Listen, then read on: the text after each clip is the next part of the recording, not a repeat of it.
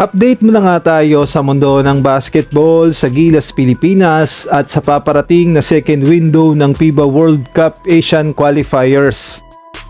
May matinding banat sa Gilas, Pilipinas, hindi daw mananalo sa Australia at gayon na rin sa New Zealand, at ito pa nga ang pinakamatindi, kahit maglaro pa daw si Kai Sotto.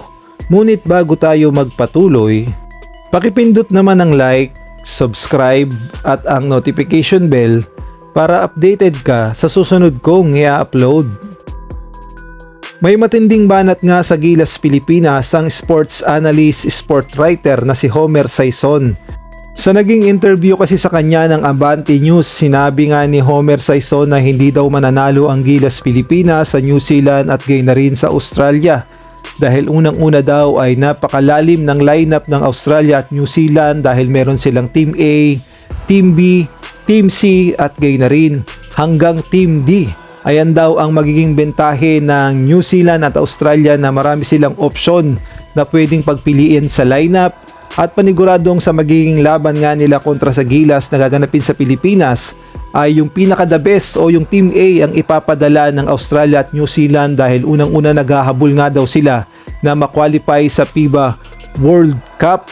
Samantalang ang Gilas, Pilipinas naman daw kasi ay wala naman daw pagpipilian dahil wala naman tayong Team A, Team C, Team D na pwedeng gamitin at gawing option ni Coach Tim Cone. At bukod pa doon, sinabi nga ni Homer Saison na kahit maglaro pa ang ating pambatong si Kai Sotto ay hindi pa rin mananalo ang ating Gilas, Pilipinas sa lakas ng New Zealand at gayon na rin ng Australia.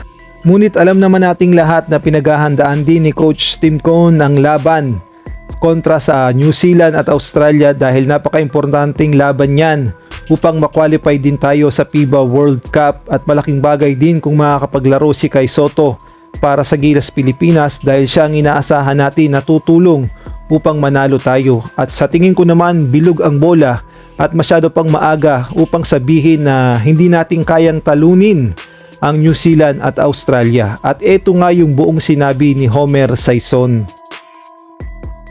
Even if Kai had played and will play, assume natin na lalaro si New Zealand and Australia, I don't think we'll beat them. Oh, Australia yan ah.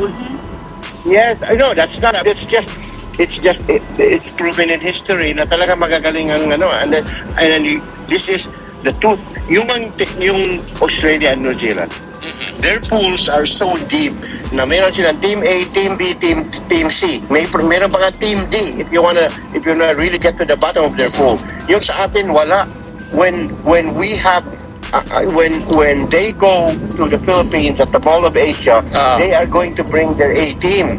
Yung talagang Team A nila ang dadalhin nila, because para qualifying na to sa World Cup at saka eventually for the Olympics. So